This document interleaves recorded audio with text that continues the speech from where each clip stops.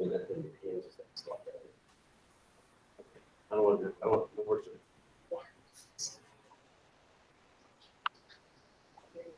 Hey, Dave. Yeah. Carol, how are you? And for life. Good. Good. Good. Any news from Ryan? Well, in retiring. Bring him back. I told him we're hiring aquatics right now, so this is the perfect time. Full circle. He used to be our night supervisor. He was awesome. And then he was over it. Yeah. Night, well, he did our night, yeah. Yeah, he did. When he's going to school, yeah. And we grabbed some sandwiches. We'll give everyone a couple more minutes, but feel free if you want to grab a sandwich or some fruit, something to snack on our meat today. Is everybody supposed to be here? Skip and Russ? Waiting on. I had you guys, you three said yes, and then Russell and Skip were supposed to be in. That's the only. Yeah. Confirmed RSVPs. Yes. Last time we had a couple people not RSVP and then still showed up, so we'll cross our fingers they join us.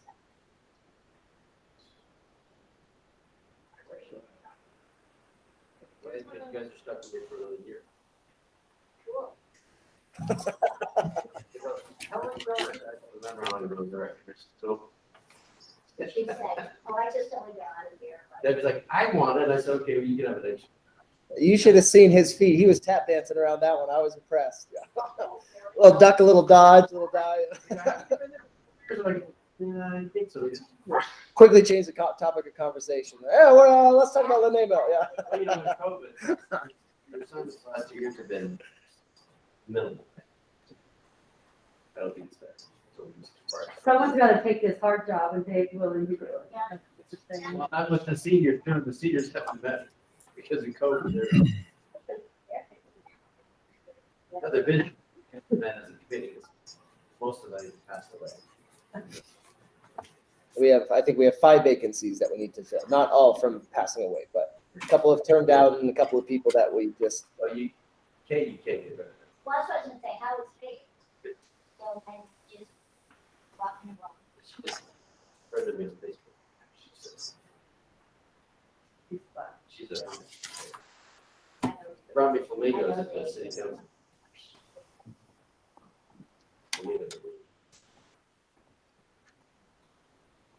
How many texts get to, if you know you're an hour or delay. Yeah, if you have his number, see if he's joining us, and then go from there. Yeah, can I take a picture? Basketball. Oh, yeah. What? Coach, the kid for kids. All 3 of them. Let's do this.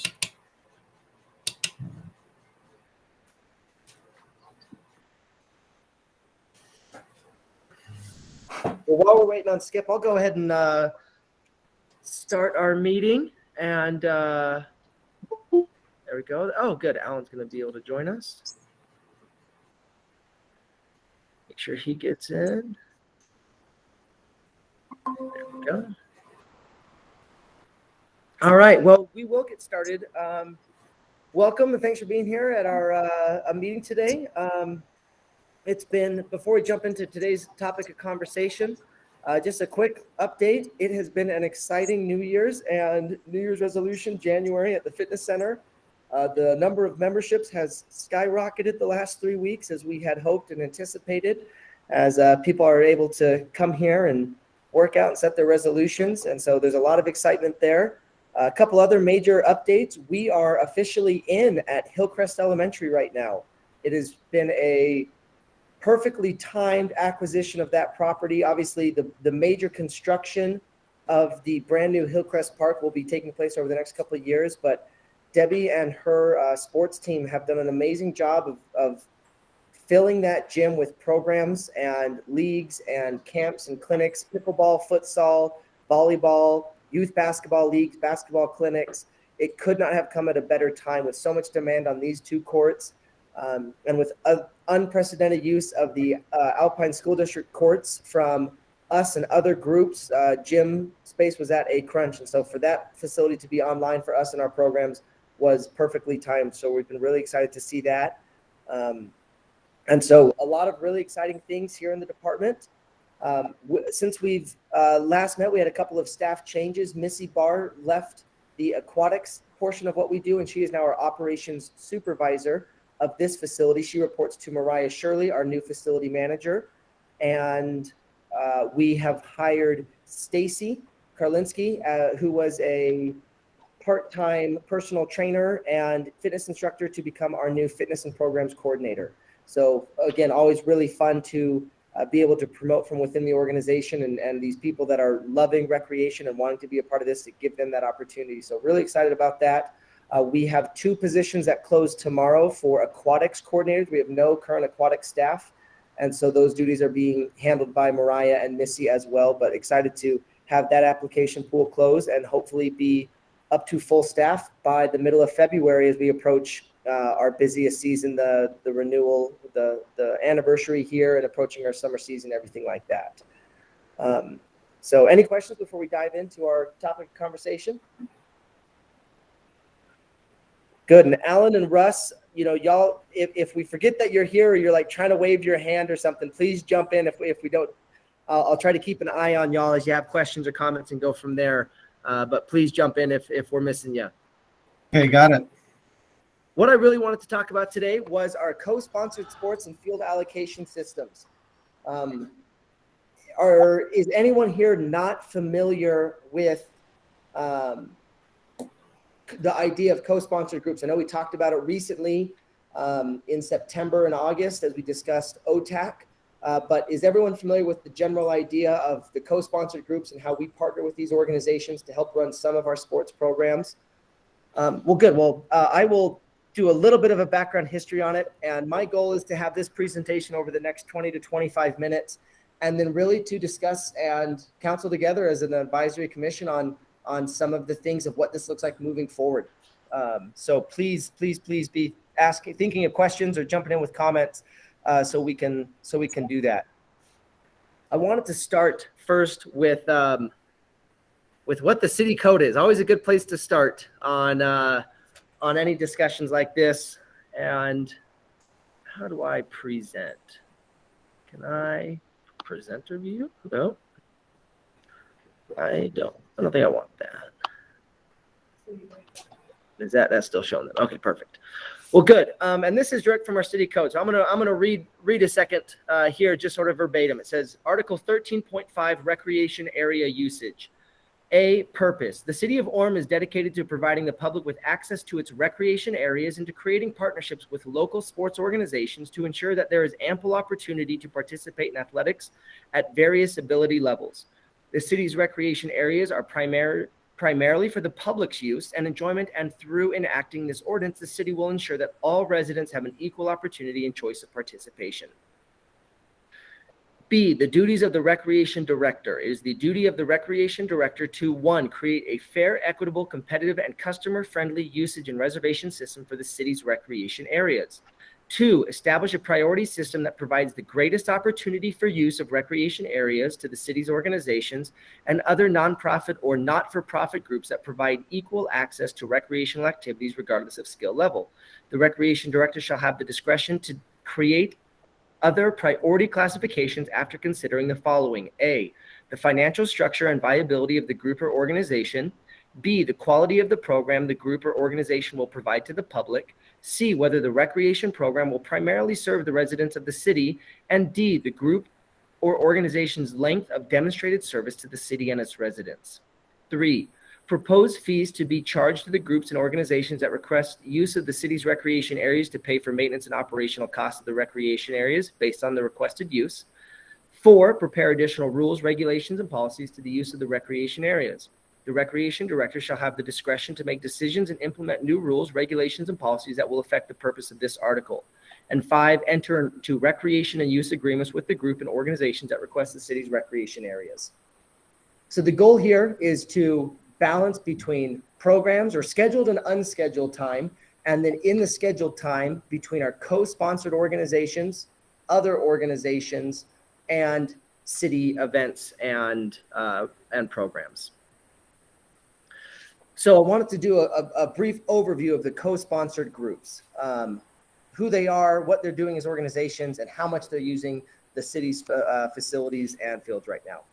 So right now we only have 3 co-sponsored groups. Number 1 is Orem Youth Baseball. Number 2 is Utah Valley United Soccer. And number 3 is Celtic Soccer. Previously, OTAC was a co-sponsored group, but like we discussed last year, they voted to dissolve and have joined Utah Valley Rays, who is not a co-sponsored group.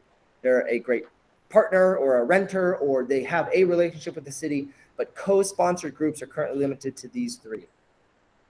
Within these 3, there are a number of programs and relationships. And I think one of the most critical things is to understand is our understanding at this time of how and what these groups are operating. Some of them, they operate like next to some of these programs. Some of them, they 100% run and operate. But this is the actual, like, what's happening at our fields and who's using it. So, for example, in Orem Youth Baseball, they have a recreation and a competitive division. You know, like we talked about, it was important that we provide access to different levels. And so we really like that an organization like Orem Youth Baseball and Utah Valley United Soccer are providing different levels of opportunity and participation. Orem Youth Baseball also has something called Monday Night Lights. And that's where the best teams from Orem invite in the best teams from other areas in the county to come and participate. Then we have an arrangement with Utah Youth Football Conference, who isn't run by Orem Youth Baseball, but they rent the fields, and then Orem Youth Baseball is paid to staff and unlock and get them access to the City Center Park. And then Utah Youth Football Conference also has a cheerleading group that they partner with to do a cheerleading program at and on the fields, while the Utah Youth Football Conference also participates. And so, Spit that out very well. These are practice. yeah, trying to figure out. So you can see that even though we have 3 co-sponsored groups, it's not as simple as, oh, they run the baseball, they run the soccer, and they run the soccer. There is 30 or 40 years of history of how we got here and what each group is doing, and our relationship with each of these groups is a little bit different. Bryce, question. Yes, Quick please. question. Utah Youth Football Conference, they're renting fields, and then the baseball organization, Orem Youth Baseball, is simply kind of overseeing things and making sure fields are available and ready to go and things of that nature. Is that how that works? Yeah, and there's some overlap of board members there. There's some shared administration. I don't have a ton of answers, Russ, and I think I might drive that point home here in a second. Okay. We don't know a ton. We generally know in meeting with them that there's a relationship between the two of them. We get a check from the Utah Youth Football Conference, but then a lot of the interaction goes through members of the OYB or Orem Youth Baseball Association. No, I think that's great. I was just curious the city's being compensated for this football group's use of city facilities? The parks crew also does the field lining. The actual field prep is done by the Orem City field crew. But yeah, there's some equipment access in the basement of one of the facilities. And we'll talk, especially with Utah Valley United here in a second, you can start to see sometimes it's the city and sometimes it's these organizations that have over the last 30 or 40 years, as they've sort of drawn the line in the sand, it's split uniquely with each organization, with each relationship as to who does what. Okay. Some amount of revenue from these. Yep. Okay. So for Utah Valley United Soccer, this used to be called Orem Youth Soccer, but that organization has expanded. And so Utah Valley United Soccer doesn't just provide soccer programs to Orem. They have a location in Eagle Mountain that's part of the same Utah Valley United that does similar work. They provide soccer leagues at the recreation, at the D1 and D2, which is like the competitive but not quite full tilt travel soccer club that we, are aware of. And then they also have the full tilt travel soccer, what they call P2 and P1 division teams, as part of Utah Valley United Soccer. So we have an organization that provides at our fields a recreation, competitive, and elite traveling club service to our residents. But that organization also runs services to other areas of the county. And then they partner with Utah Youth Soccer Association, the state-based organization, to host different events and all of that. That's a great question. I didn't hear that question. The question was, are they hosting events here or elsewhere or everywhere? And as far as we know, most of what happens at our fields is for our residents, but we don't have a great pulse on that. And then they will sign up for like tournaments. They will rent a tournament field differently than they would schedule the regular games and practices and training sessions. For Utah Valley United, they own the goals that are stored on our fields. And so sometimes they choose to rent those goals to other groups who will then book the fields from us and the goals from them. And then their staff member is the one that paints the fields. Currently, that is what is happening right now. And so they are paid an amount by those rentals and organizations. We don't regulate or control or really know or understand much of how that is worked out.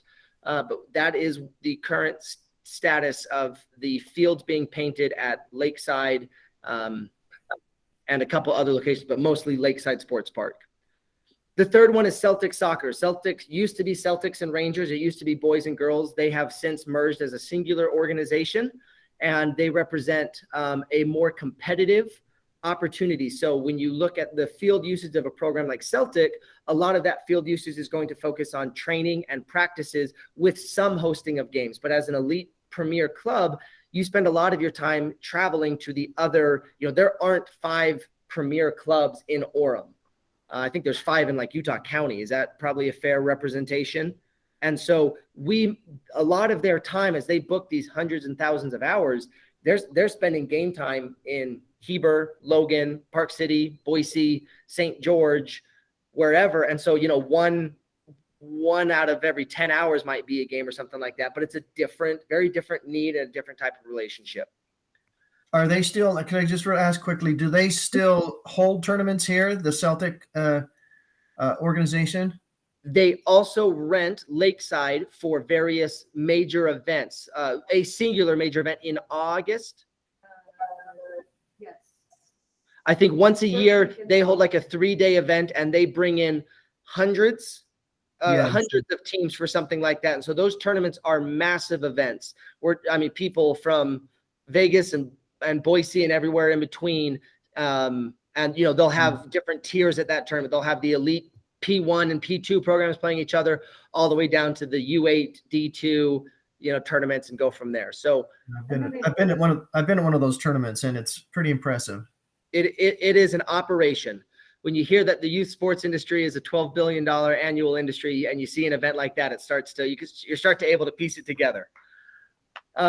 So as we talk about the different field uses, and I say field uses, I'll extend this to pools as well. Can we clarify the co-sponsored meaning? Orem Youth Baseball, Orem Youth Soccer, they are 501(c)s. Right. Orem is not a 501(c).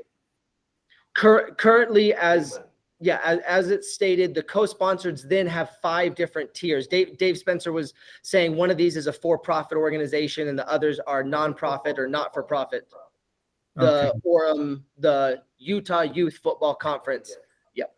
And I think one portion of Utah Valley United is It's profit. for profit. They have a It's the upper league. I'm talking more the recreation and the Yep. maybe the advanced. That's it. So within co-sponsors, you can have 5 tiers. The first tier is just us. It's just Debbie Boone and her team and those programs, some school district things that we do. Then you get into non-profit or not-for-profit tiers, which is the bulk of what you see at Orem Youth Baseball and the rec of Utah Valley United Soccer. And then we can have relationship with for-profit groups, and you can imagine that the tiered pricing starts to change as they run some of these, a for-profit tournament. People will pay more to rent the Lakeside for one weekend than they will pay for the other 9 months of use for their training and their nonprofit entities. Yeah. Thank you. So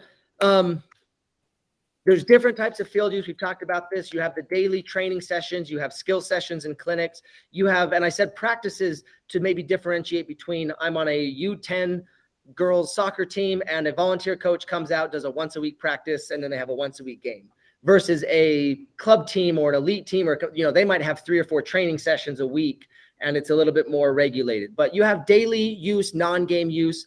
You have intra-city games, and that's where the Westmore neighborhood and the Orchard neighborhood U10 kids get together and play. Then you have inner city games, and that's where the D2 team from Orem has the D2 team from Lehigh or Draper come down for their game that day. And that team travels down and plays us and then travels back. And then we'll go play them next week, or we're out in Heber next week. And so you start to have at most a half of the kids. Someone joining us? Bummer. Okay. So you have at most half of your kids as Orem residents, but to be able to play competitive, you get to an expectation that there's just not enough kids in Orem that want the variety experience. So you sort of have to have non-resident teams come to play at the upper levels. At the rec level, we have more than enough participants, but as you get higher and higher up, you start to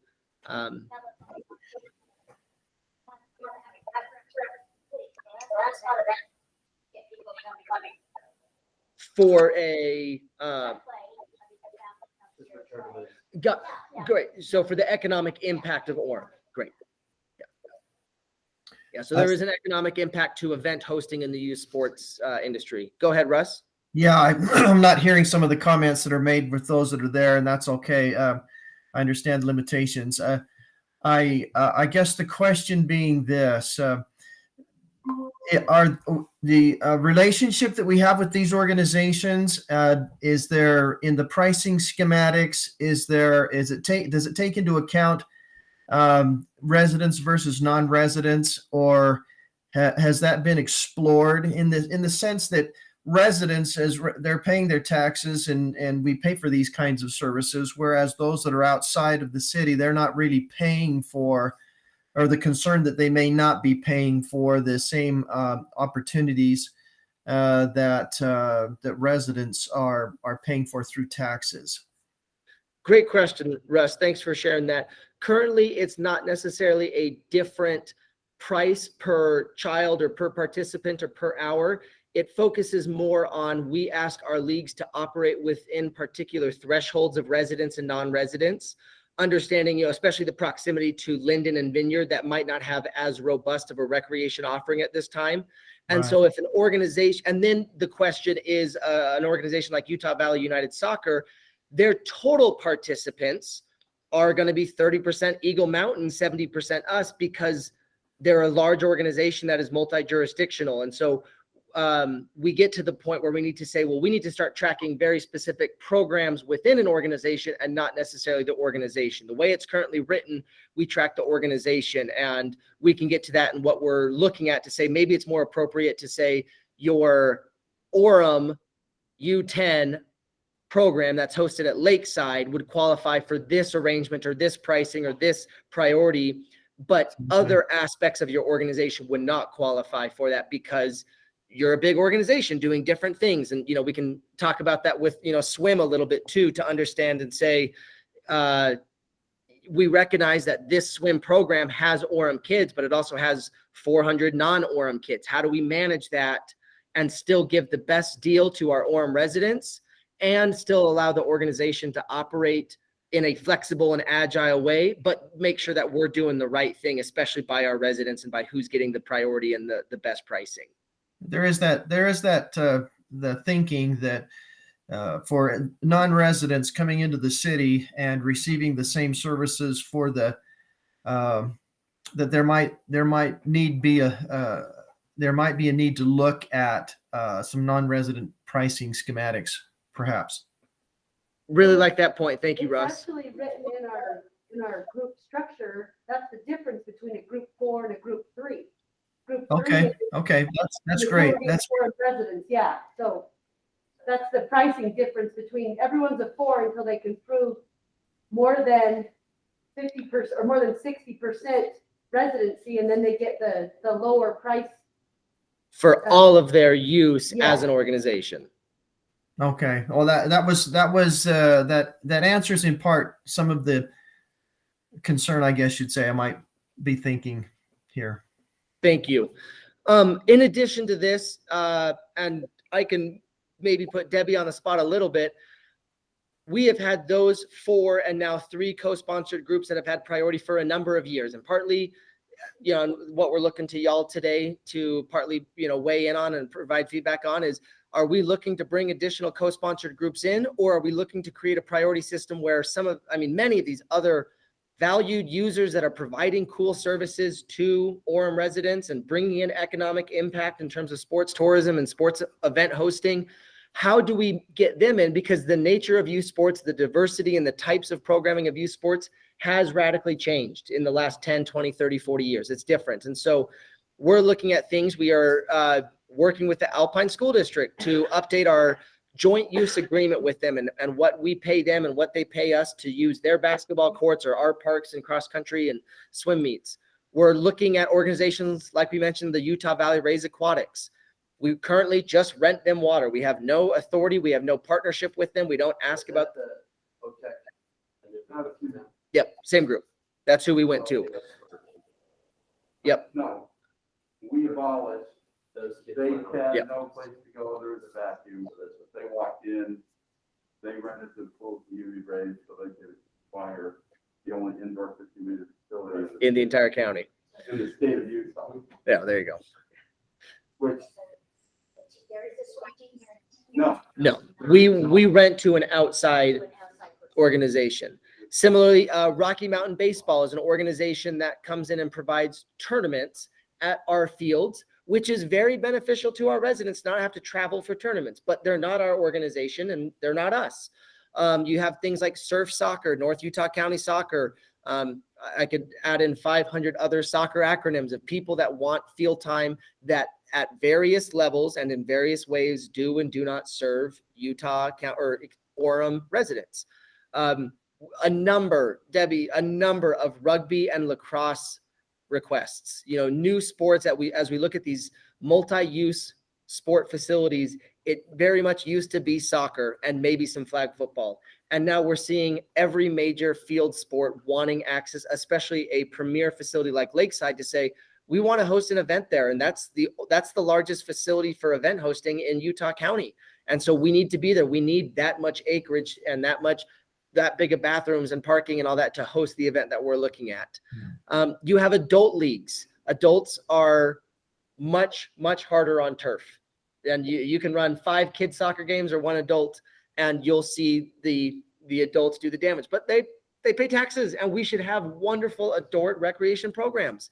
We have to balance it. We don't have any co-sponsored agreements. We have a lot of requests for like one-offs, and I know we're all, or especially me, like I start to really think like sports tourism and these are elite clubs. A lot of them are just a group of, a church congregation that wants to come and play kickball on the softball diamond or on the softball diamond. Usually those are the groups that build sandcastles in our infield and create a lot of maintenance, but they're residents, and we should absolutely have a way of getting them in and onto these fields and complexes.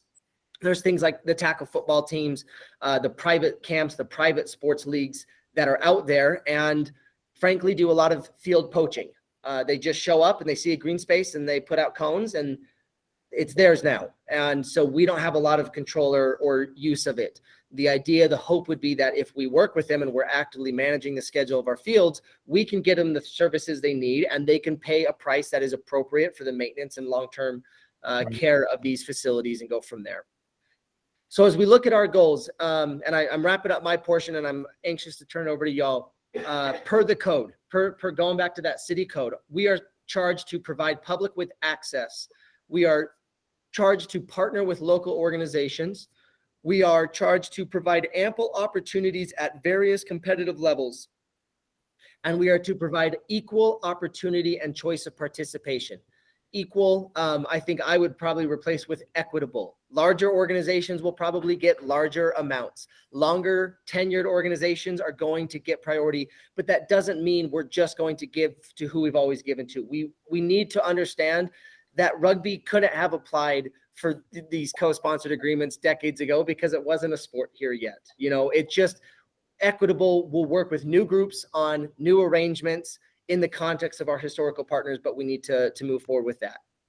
So as we sort of look at what we've been charged to do as a staff, we, Debbie and I specifically, and this again, coming from the code and what has been done historically, we feel that we are stewards of these facilities. It is our job. It is not right for us to put that burden or onus on the organizations, and nor is it, I think, fair for us to say, well, whoever gets there first, because we know that is not an equitable approach. We need to be an active participant and steward in managing these fields and these resources. We need to have a prioritization process, tier 1 through 5. We need to have, and it's currently tier 1 through 5, but we need to have a prioritization process so the larger historical organizations have the ability to plan and anticipate their schedule and their needs. We need to have a scheduling process that once we give them a finite amount of space and access, we're able to fill in around it. We can't just say, Lakeside's yours, good luck with soccer this season. We need to say, you have 2,000 kids. That means, 200 teams, and 200 teams means 800 games, and 800 games means 800 practices. So we need 1,600 hours of field space across these nights. That means 10 weeks. We need to go through a process that helps build that so that we can then fill in the gaps for some of these other groups. That's how we can get a better answer to, I keep going to rugby, I've used it, but, to the rugby team or to the Quidditch program or to the other soccer organization, or whatever it is that we're doing. I want to make sure that we're building something that's adaptable. I can't tell you what the next sport request is going to be because we don't know what sport's going to blow up, but we want to make sure that we build a process with y'all that is good for 2022 and 2025 and 2027. So again, our long-term sports programs can feel like they are planning out and being successful, but also that new sport that's coming in or new activity that's coming in is going to be ready to go. We want to look at our fees in a way that sets both us and the organizations up for long-term sustainability and success. Can they operate and provide a service at an appropriate level? And can we maintain fields and expand or improve or build out plans for long-term sustainability and success? The way the code is written, it talks about the activation of the Recreation Allocation Advisory Commission. And that's a group different from this group that, and in conjunction with our co-sponsored groups, that allocates the field access priority program of that. It is an ad hoc commission and it is not currently activated. So we would, as we start to look at long-term new agreements or long-term big processes, we would go through the appropriate process of recommending people to that committee, having those people on the committee be vetted and approved by our city council, and getting them on an as needed basis to review the field processes or which organizations elevate from a rental all the way up to a co-sponsored group, and verify is that an appropriate tier 3 or tier 4 program or anything like that. We do have the director discretion, and I think that's a really neat tool because it allows us to adapt and build this program in a way. The city code that we read in that initial article is very much set, and unless and until that changes, we want to operate within that. But we do have some opportunities to say, hey, we currently have had 5 tiers. Do we really need 5 tiers, or would 3 tiers be appropriate? We're splitting hairs on these two. This is the way that we used to do it because tracking residency was a huge pain. Now with the new registration softwares, it's as simple as running a report. Maybe we should charge a different price per kid as part of the, I don't know what it is, but maybe we could do that. Say, hey, let's bump down the residents to $4 and let's kick up the non-residents up to $9. And that's as simple as them running a report. I don't know, but we can adapt it and go from there. And then last is our agreements. And this is how we write out a relationship that will be successful for us and for them. We do not have any contracts or agreements that are valid in place with our co-sponsored organizations.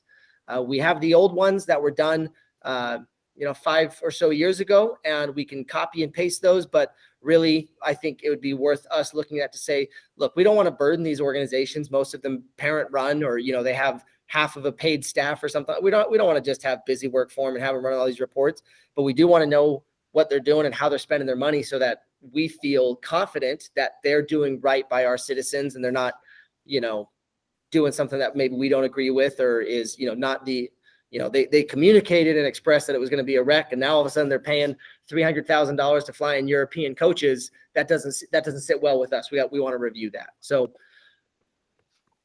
where we're at and our course forward, we have over the last couple of months, and again, a big thanks to Debbie and her team, we have gathered data from some of these organizations. As part of billing them for the 2021 season, and B, setting up and getting a better pulse. We set up, a very high level explanation of who these organizations were and what some of the mechanisms and functions were. And we still don't have a great idea on some of that. That's on us to know better who we're working with. And so we're working on gathering some of that data. We'll take that data and build out a field use assessment. How many fields do they need? If we're giving them full access to 6 baseball diamonds, 5 nights a week and all day Saturdays for 18 weeks, and turns out they have 200 kids in their program, that's probably not appropriate. They probably need significantly less. But also, we don't want to go so tight that if they have a rain out, we have nothing for them because we've booked out everything. So we want to find out what they're doing. Are these training sessions or practices or games or tournaments? How many kids do you have? And what's an appropriate buffer? Let's give them an extra 10% time. Let's give them an extra week on the season or 2 weeks on this, whatever we need to do, build that out. We, as a staff, want to explore what it means for us to be facility stewards.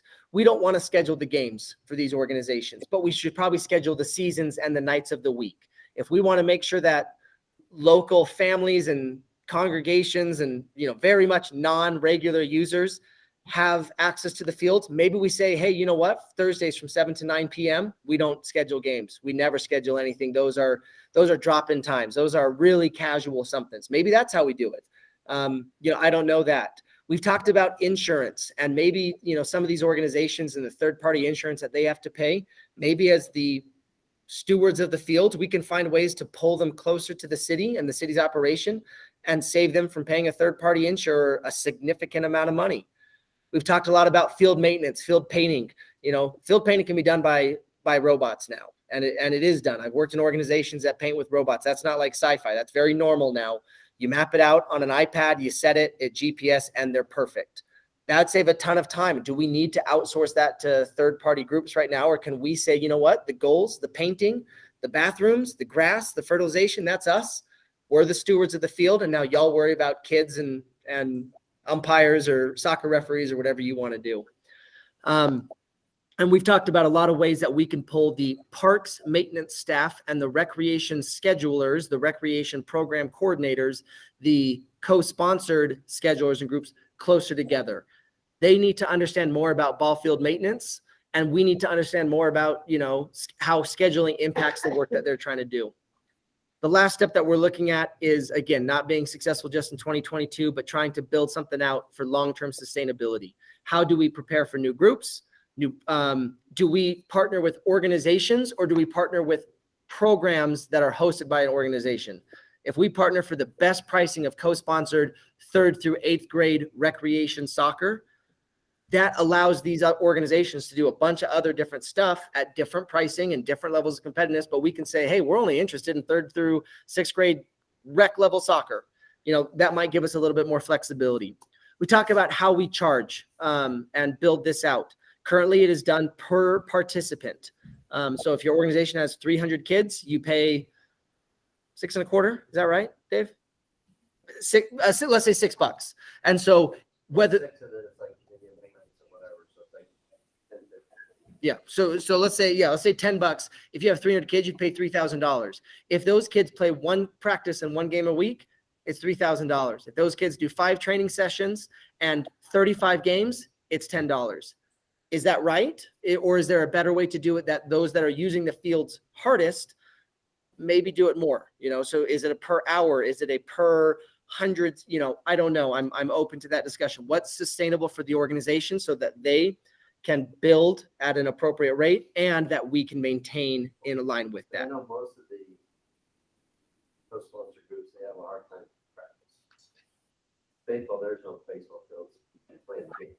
So you gotta go to, Elementary school. I always had foothill, I was there at 3:30. But, the one thing, if you look at the total fairness, I think that the Celtic Storm and the Rangers, they had that whole field of Palisades for the whole year, from early morning to night. So it's on and they get off, they have to get off. So we need, like, if you're talking about hourly, that could be a lacrosse, field too. They'll need the whole thing. I don't know. I'm not a scientist, so. But I think we're asking the same question. Is that fair? Baseball, it's softball, you have to figure out that if you're not an elite soccer, you don't have a field practice. So you're trying to find whatever you can, if it's a church pavilion or whatever. So, I like this. You also have to make sure that the maintenance of the fields are in the parks, not in the recreation. So it's two different things. So they're paying that maintenance. Recreation isn't. So, you say, hey, we're making money on ours. Well, in reality, you're not. Because that budget is what we're keeping. So we need to make sure we compare and bring them together and say, in reality, you say it's profitable, but you're really not. In reality.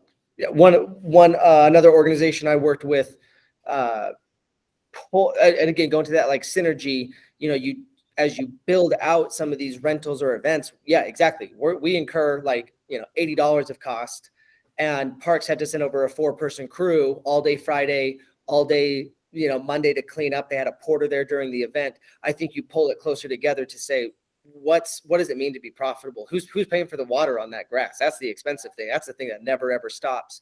And so I think it's exactly that. You start to look at journal entries, or when we bill for rentals, it's a 90-10 going right to that maintenance. The long-term sustainability of our facilities rests in parks maintenance, proactive parks maintenance. Sometimes that means improving the actual facility or pool or the ball diamond parks and fences. Sometimes that just means we need more people dragging more dirt and mowing more and doing all that. And so if we can buy a turf robot that says, hey, sports or parks, y'all don't have to paint fields anymore.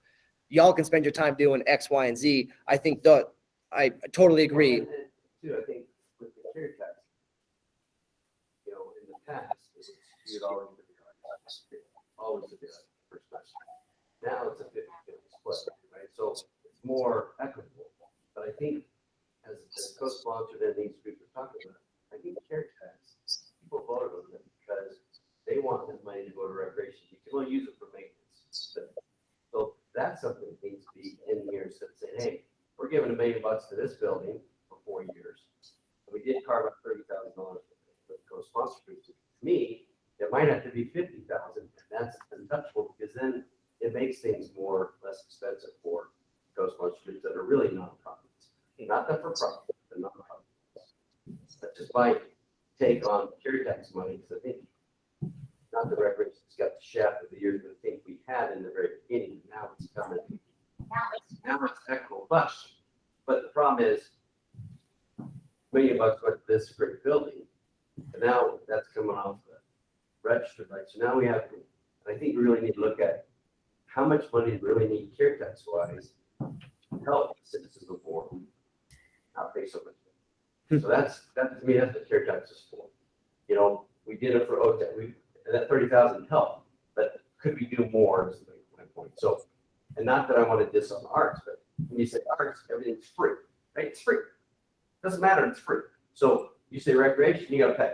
So I would like to get it to free. I like that, but reality, it's not free. So that's why the care tax, we really need to look at that as a group and say, what makes sense for the citizens of Orem who's care tax money? Because it's our money that, other people, if they buy something in Orem, it goes 1% goes in the pot. And so we get about 1.1 million. So I just think we need to be. Hopefully, we can look and say, Debbie, you have an idea like maybe we could use here. It may be that could help also the city with programs, because you guys have an awesome softball. I mean, you got people coming from everywhere, right? See, so, but it should be able to work, but care tax money should be our money as citizens of Orem and what we do in Orem. So that's my big push for this year and this new council. We need to make sure we're doing it right. That'd be great. And I'd love to bring in Reed, who has helped build out the 5-year plan of that parks maintenance portion of the care tax. I think you do see a lot of playground replacements on it right now. That's been the number one ticket item. And I want to say the next 3 or 4 major items are some of these derelict playgrounds right now. But yeah, absolutely. I love the idea of looking, and I think you do have a ton of support from recreation to say parks maintenance has to be prioritized. That's what makes those fields pop. That dirt, that grass, the fencing, that is what makes a premier experience, and it makes the long-term maintenance better. If you have good stuff to maintain, it's cheaper and quicker to maintain, and so that investment is a worthy investment. And, and our side, if I'm a 501(c), I can go say, hey, I have a dance thing, and I can ask for $5,000, and I might get that. It's like, that's huge, right? But recreation, we don't have. Baseball and soccer can't do that because it's not set up the way on the state level. So, Yeah. But I think if we can do our job and say, hey, this will benefit the citizens of Orem, that's what I want to see. So, Thank you, Dave. That and y'all, that is the rest of mine. I would welcome the rest of the discussion. This is what we're talking about. How do we do this? Does it feel like we're moving in the right direction? What strong things about competitive or rec or baseball or football, or do we add in a ton more? Do y'all like the idea of even more co-sponsored? Do we make it simpler to say you don't have to do a co-sponsored, we're just going to get you a great rental deer? Where do y'all sit? What does it look like for swim team? Do we continue to just rent, or do we look to go in-house, or do we get a new co-sponsored from the ground up? As y'all see this and we set our direction, of course, for sustainability and stewardship, what do y'all think? I start here maybe with swim. Is that feasible? It started on the beach. But yeah, feasible and doable. But I think it should be done, I've said this last time, done by the city, through the city. They could run it. It's their facility. It's not like there's 100 parks, 100 pools out there. They're trying to correlate. You've got 2 pools. So would the city run thing be like where OTAC was and competitors? Sure, it would have. We already have a rec level. They have a rec level Yeah. swimming. There is a Is that rec what you're level asking? swimming. I mean, I'd be all for that because it's for the citizen. Are you going to allow other people, let's say the vineyard and You let those, I mean, your the price gray area structure. there crosses over? I have no problem. I think the expertise, if we can do that and pull that back in and say, you know what, shouldn't have thought. Now we're back there. I think that'd be great. Well, we gotta bring your pool to do that. That's I guess staff we're hiring, but Yeah. to run that league, how much staff do you need? What?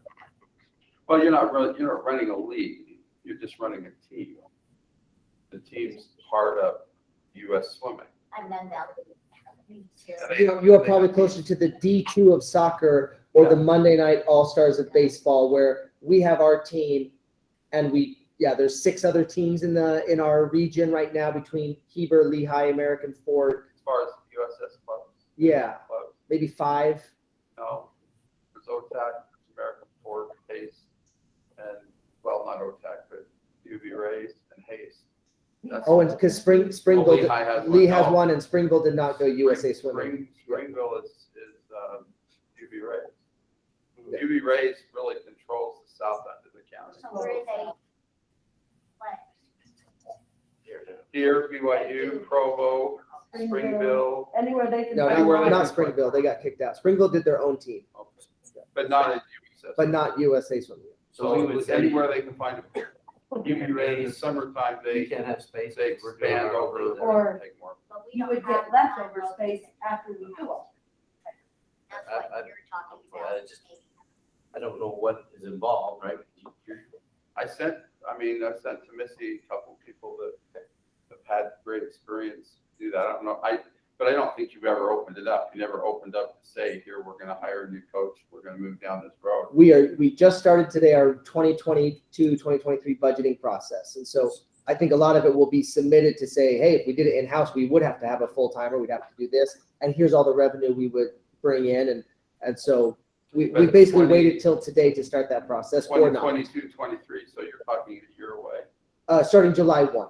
So, So, Probably like maybe August. yeah, so you start at the beginning of the So- short course so in season. essence, we lose an entire year, Yes. and you're gonna start extremely small, because the biggest problem with kids, they become loyal to their coach, they become loyal to their friends, Yeah. to the program, whatever they're in. Yep. And to be able to rebuild that, we had the ability to keep several hundred that were here. We moved on. It is, but Did move. And part of that was they dissolved 7 days before the And season I honestly started. think that was a Tactical. a move by a group of parents that wanted to do it. And for that reason alone, it needs to move back to a city.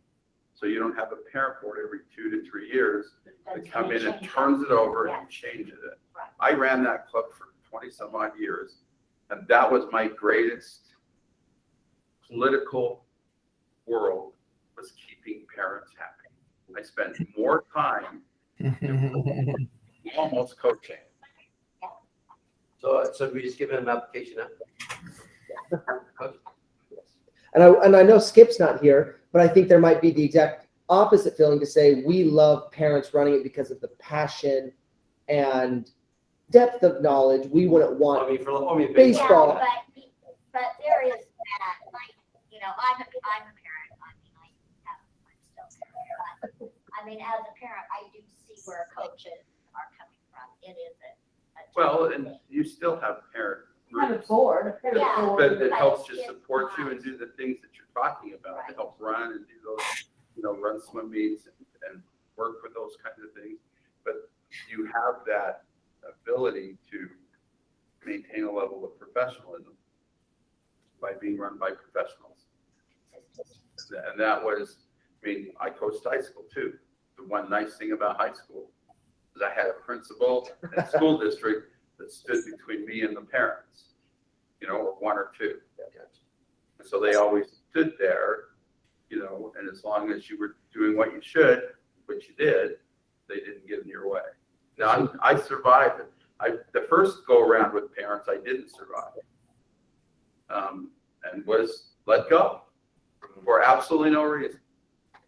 So I finished my college degree and went back and started coaching and working at a high school at Orem, and stepped back into the game finally when the club. They're pretty nice to you. You were, okay. And then it came back around the club. But I learned from the first goal to be more politically savvy in dealing with the parent board. If you want it to last, OTAC wouldn't even be having this discussion if it wasn't for a parent board. And that's what I'm saying. If you want it to last for generations and a long-term type of thing, then that's the best way to do it, is to put it as part of the program. But you still have a parent. But you have a parent board that helps with the organization of meets and running those kinds of things. And what we hosted as a club, as a USS club, we are at the point where they were only hosting maybe one meet a week, a month, a year, a large one, and maybe one other developmental meet. So they really weren't impacting the fitness center and the pool especially for the last decade. Now back a while ago, we ran developmental meets every 2 to 3 months or every other month. And we ran a long course invitational in May because it was the uniqueness of what we had. But that, then you got other facilities or pressures. You got high schools. Now you have 4 of them, right? That are all pushing to use the facility. You've got the summer rec league that wants to use it. So there's a lot of facility pressure, and you just learn to balance that. But this program would funnel into the high schools. Sure. And a lot of the kids do swim clubs, swim high, yeah, there's a lot of stuff. I say with Orem baseball, they come through, then they, Oh, yeah. ninth grade, they. Well, and the seniors, the high school age kids, they will go to their high school season and they'll compete. They'll be right back in the club. Our senior program, the high school age kids, ninth graders up, really supported the club. And then that's how it works. That's Yeah. how, They supported financially to pay for all the other things that are coming with the age. so the key is the coach on the swimming. Yeah. Yes. So, that, I guess, if you have a certain coach, then kids will come eventually. Yeah, and some kids, if the coach is, And we do have hundreds of participants in our rec summer. And we have a rec year-round program right now. But I think it is, and again, that's our linchpin is do you have the right coach, or do we, if we, pay bottom dollar and then we get a new coach every 6 months, So, what does a coach cost? 50 to 80 $1,000?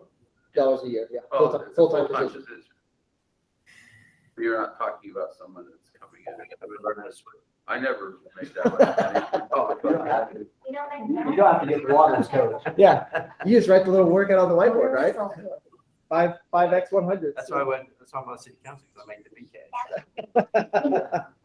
But, that's a full-time position. Exactly. But they can do, but that also could, full-time coach could be involved with Some of our developing recreation, But developing Yeah. programs. But if you're saying that, Some programs would be, Pay it for could be, itself, I'm assuming. yeah, oh, yeah, Yes. I mean, I don't know the numbers. yes, it could. But yeah, you have to have X number of athletes paying $100-ish a month, and then hosting 2 or 3 events that bring in the sports tourism dollars and the meet fees and all of that, and then you have a sustainable program. Very What about for something like rugby, where we wouldn't hire a full-time, do we focus on, hey, other groups are doing it, we don't want to enter a long-term partnership, we just want to rent them from some fields, or, what about these smaller programs? Go ahead. So about that, some of the other initiatives you put up here, like what really should we be doing long-term with our grandfather people in, or the groups we're working with?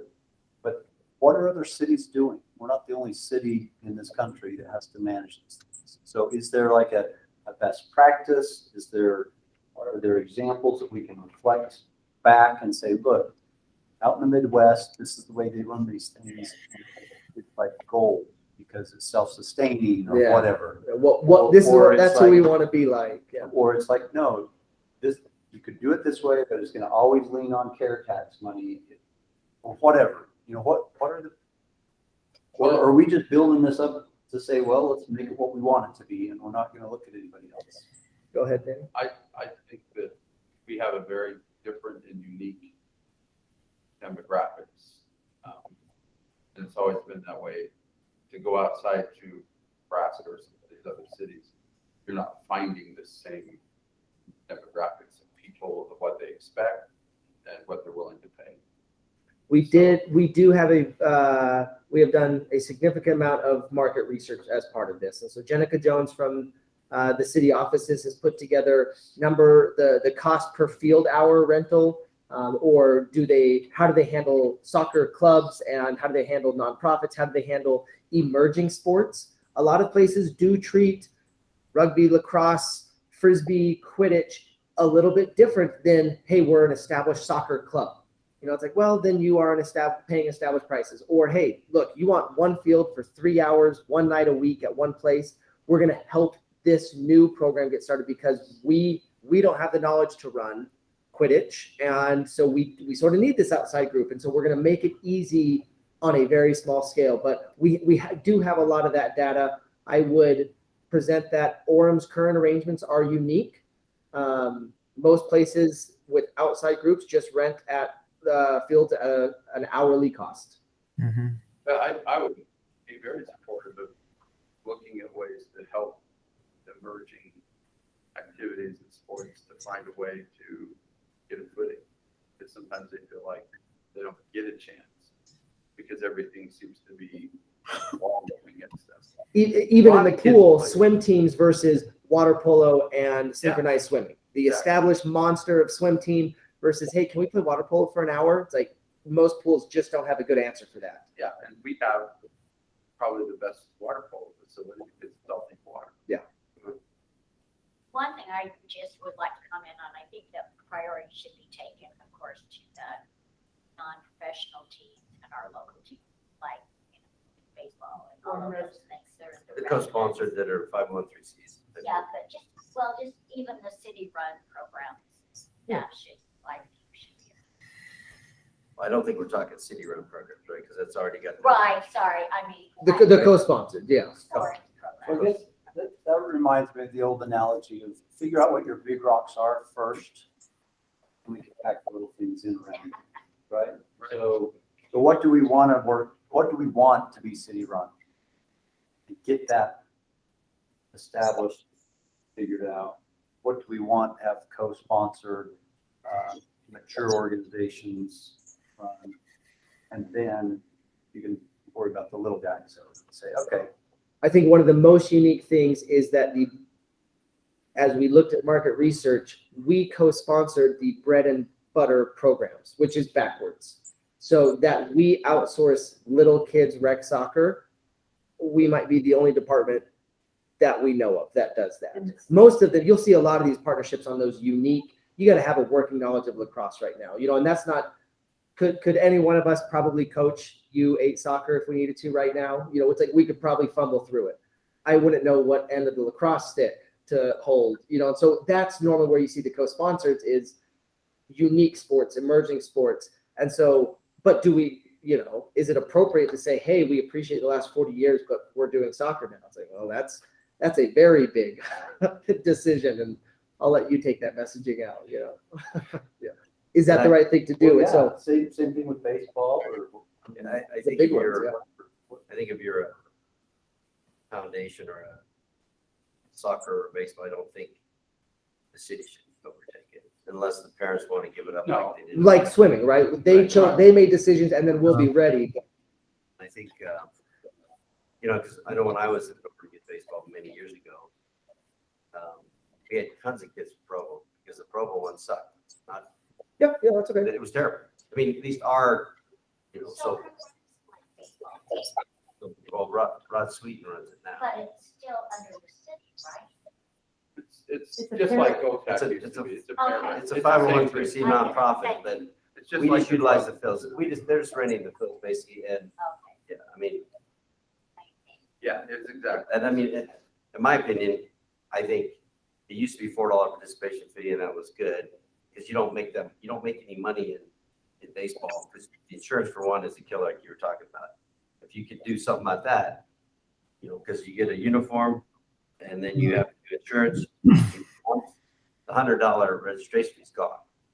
Hopefully you're making some money in the snack shack, but you're not getting rich, So it's not like, and one thing too with the co-sponsor groups, Orem Soccer, I don't know if they have Orem Soccer on their shirts if they go to a Utah tournament. Valley United now. So with the baseball, at least that's the only group I know, they go out of state or go up there, it's got Orem on their uniform. So they're supporting Orem. I mean, I think I told you this before, but my boss's secretary in LA called me and she go, "Are you from Orem?" I go, "Yeah." She goes, "My kids just played your team." I'm like, so we were representing Orem, and then she's like, "Orem, Utah?" "Yeah." So that's what I'm talking about co-sponsoring. We're representing Orem, not That makes sense. Utah Valley Soccer. I mean, it should be Orem. If you really represent Orem, because you're getting the bang for the buck from Orem on the care tax or whatever for the fields, but It could still be run by Utah Valley Soccer, but. Some of the longevity and the generational support requires a larger sports organization. OTAC pulled it because they were just Orem. Does the value of Utah Valley United, where they're drawing from several cities to have a very talented board and all that, how do you weigh the pros and cons of larger organization is probably a steadier ship over 20 years? and I thought the Utah Valley for the Saratoga Springs, I think they were running it for the city. Sorry, one more time. Utah Valley Soccer, Steve Buller, I think he's running Saratoga City's program. Not Saratoga. Eagle Mountain. Eagle Mountain, sorry. But Eagle Mountain. Utah Valley United is a large organization that has multiple divisions. Sure they do. And My thing is just the recreation part where they have 2,500 kids, and we're charging them $20,000 for the fields for 2 seasons. To me, I think it's excessive. But if it's the other leagues, they need to pay whatever the going rate is because it is an elite or a. How would you feel about, as we build out these relationships, do you like it that we start to say, hey, we're gonna give y'all an even better deal. We're gonna go back to $4 a kid. Max one practice and one game a week for 8 weeks, reversible jerseys. As soon as they go D2, D1, P1, P2, we're gonna start charging per hour of field training. Do And I you don't know how like many fields they use and what their practices are or what I don't know. it? Is a massive. So we'd have to look at that. I mean, I talked to you about the Sunday league. Yep, That they rent from Celtic Storm, and to me, I think that's It's a weird arrangement. yeah, when they're getting a $5,000 bill for painting fields, and I'm thinking for Sunday league. So I think everybody needs to be real, and I think you're doing a good job. But let's get everybody at the table and say, does this make sense what you're doing? Are you putting more money in your pocket where it could have been in Orem's pocket or the citizens' pocket, right? So I think we need to look at everything. I think you're heading down that path for sure. But I've always been a stickler for the Celtic Storm Rangers. I think they've been getting a killer deal for many, many, many years, and I don't think many kids are for as the percentage is. So that's my thing. If you're worried about field space, I've had many parents complain because they had a little cross soccer practice. They got kicked off because they have that field for a whole year. Yeah. And to me, if what you're really talking about, you need to focus on Celtic Storm first. Seriously. If you want rugby, or I don't know how big a rugby field is, or lacrosse. We can make, you're looking about the same thing. So, You're looking about the same thing. but my thing is, they should be paying a lot more money because back in the day, we saw their balance sheet of what they made. It's like they're paying people big money, and they're making like $500,000. I'm thinking, or me, baseball ain't making that kind of money. Yeah. They're paying $13,000 for the year. And I think that's, care tax money. we have not traditionally been active stewards in the rental process. We don't know how many hours or hundreds of hours. We got $6 per kid, but what does that even mean? It's like, I think that is our starting point to say, how many hours are you using? Because then we can start to say, hey, y'all are paying 30 cents a field an hour. That's 0.4% of If market they don't have rate. lights, they can't use them up to, I guess 9 o'clock is summertime. But we just don't know that. And so that's, it might feel to these organizations like we don't trust them or we're encroaching. We're just trying to make. Well, I think it's always going to be, you're going to be encroaching because Sure. the way it's been, back in when the rec director was Big Ford, Carl, Jerry. Jerry. Cherry. Yeah. So that's when I think when the $4 was good and everything was fine, and then it just got sideways and all because we're trying to keep costs. He had a very different philosophy. Correct. His philosophy was recreation first and organization and free play and organization second. And we learned to balance around that. Yeah. Very much so. I think we're heading in the right direction. I think if some of the groups think it's encroachment, maybe we need to sit down and let's put it all on the table and see exactly what makes sense. Because we as a board are trying to say what's best for the citizens of Orem. That's right. First. So with this election, it was a mandate, I believe, on who was elected to say they want change. Yeah. But we need to make sure we take care of our citizens first. Yes. And those kids that are playing those That's sponsored. right. Because if you're adding that money to it, you're gonna have to raise that. But it just hurts the citizen when it should be free or close to it. With $4 to me is free. Yeah. So, but $8, $10.50, it just adds up, and they don't make that kind of money. Now, granted, soccer does make money in the upper leagues, but baseball doesn't make the money. Yeah. Because a lot of it's insurance. Well, and is it the 401c? I mean, they are a nonprofit, right? 501(c)(3). Or 501c3. They are nonprofit. Yeah, I mean, when I was doing the club, we had to make sure at the end of the year that we were where we were at the beginning of the year. But even within nonprofit, you can be a nonprofit and pay your staff $200,000 a year. There's some other things that it's like we still need There's to. a way to work around Yeah, that. there's some I just sketchy. think, I think you guys have the expertise on Debbie's been there a long time. She knows what she's doing. So I think the swimming thing is a good thing to look at. I think we look at the co-sponsor groups, but I wouldn't want to infringe to say the city's going to take them over because that's been the rumor for years. And it just does, it's bad blood. And I think we need to say, this is where we're at. You guys run a good program. When you don't want to run it, then the city can absorb. We're here to help. Well, y'all, we're past time. Are there any other parting thoughts? I really appreciate this discussion and feedback today. On the goals, you mentioned that the city should own the goals. How would that work? Do you have to buy the goals from? Oh, the soccer. Oh, this, They own- thank you. I was thinking that Goal, soccer, what we're soccer. trying to accomplish. Soccer, because I was thinking, you're talking about field painting, okay, and they know, right, soccer goals, because I know they're pretty expensive, but they bought those over the years. I think Celtic Storm definitely owns theirs, and so does Orem Soccer or. To me, that's one of those weird lines where we own the fields, but we don't own the paint or the goals. That doesn't seem an appropriate. So how do you get to that point? We buy the gold. How did we get to it? No, I mean, how do we, I'm talking Oh, about. how in future Are you looking? gonna say, hey, I want to buy your goals? I think if we're it's not that. I think you look at saying, look, we have a 8-field complex. And so when we host these events, I would like them to be able to come to Debbie and take care of their event that we're hosting. Because we have the fields, we have the paint, we have the goals, and we have the park staff in terms of preparation and event management.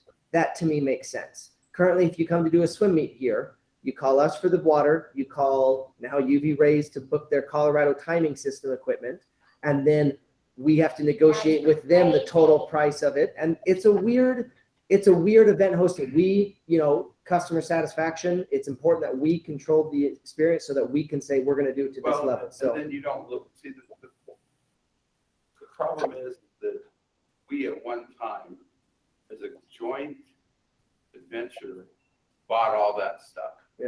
Schools, clubs, Yes.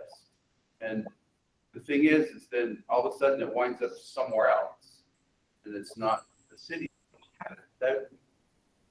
So I feel bad that the schools are lost out of it, or the city, and we put a lot of money, a lot of time and effort to get lane lines, blocks, timing systems, ads. I would say the market expectation or the norm is that when you book fields, you're able to Talk to one person. you talk to a person. We are the event host. I don't know if that means that we reach out to them and say, hey, thanks for buying this over the years. We'll buy it secondhand from y'all and replace them in the future. I don't know if that means that they're able to take them out to Eagle Mountain and run them at their other leagues.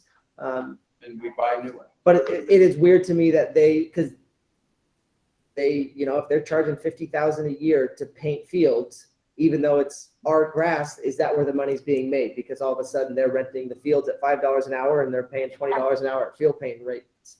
That's not right. And so by being able to have that vertical integration, that when you come to us for the fields, that includes you show up with referees and teams, and we've got the rest of it. Well, I think that's gonna be a process.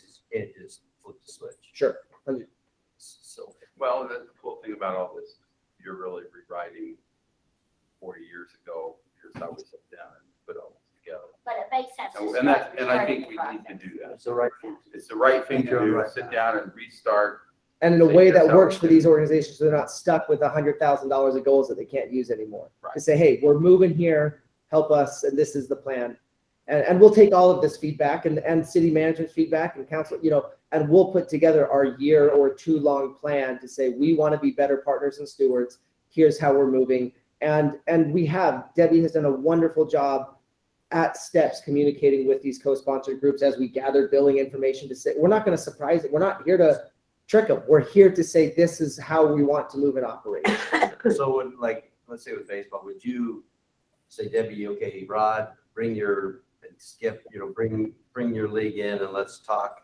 Maybe it's a give and take, say, really, what's the ultimate goal is to be here and how are we getting there? I mean, do they know what, they don't know any of this stuff, right? Yeah, actually. Some of this they do, yeah. We had a sat down meeting with them. everybody, like Bryce and I met with each group individually and just kind of got to know their group, let Bryce Get to know get to know them, be introduced to their group. Then before Christmas, we sent an email requesting Information. some information. They were supposed to have it in by last Friday. Heard from everyone but Orem Youth Baseball at this point, Yeah, so we're I think- close. We're close, just asking for some basic data, a few things left there, just so we can kind of start getting ideas of, like you said, field usage and kids and how many are Orem residents and Yeah. any of their field use out or hours or games versus practices versus those kinds of things. Yeah. But if I can chime in, I haven't really said much, and I don't need to really. It's a great conversation, and the information's good, and the questions are really good, in my view. I think that Dave and Carol kind of nailed it on the head in saying that during this whole process that you're going through, Bryce, with you and Debbie and your staff, that the primary focus, I agree, really needs to be on Orem residents, and are they receiving top priority in terms of opportunities to utilize facilities or park space or whatever it might be, and any of these other organizations that bring in a lot of people from the outside. I think there's a place for that, and it works, and it can be financially worthwhile. But there needs to be great care in that it doesn't take over to a degree that it infringes or pushes out Orem residents from being able to take advantage of the facilities. I think it sounds to me like you've got a great framework in place as you're moving forward to determine answers to some of these questions that have been raised, that Debbie just mentioned, and that I'm anxious to see where the gathering of information and what you bring together, where that leads, and what kinds of hopefully it'll be the kind of information that will make things answers to questions a little more clear, a little easier to make, to come up with some answers to some of these questions because of the information that you're gaining right now. But I do think Orem residents really need to be, I agree with others who have said that Orem residents really need to be the priority, the primary focus during this whole process. And then if someone's coming in from the outside, it's I don't know how to say this in a delicate way. They got to pay. They got to pay, because they're not paying taxes in the city of Orem, and residents are. So if they're coming in from the outside, and it's valuable to have those kinds of relationships. It truly is, because it can be it can be a good financial financial benefit to the city itself. But so I think that Orem residents really need to be the priority here. Thank you. Thanks, Thank Russ. you. Well, y'all, again, we are past time. I really appreciate this. As y'all have other thoughts, y'all please reach out. We really appreciate the discussion, the support, the reaffirmation of, hey, don't do that. I think it echoes a lot of what we have felt internally, and we're very excited to be even better partners to our partners, and to also feel like we are being the appropriate stewards of these incredible resources. Orem has a very impressive portfolio of fields and field space and parks and pools. It's just a matter of getting it to the right people in the right way, right priority, right price. So thank you again for y'all's feedback. Thanks for being here today, and grab a sandwich on the way out, and Marissa will send out the next calendar invite. We'll go from there. So how much do we need? All right.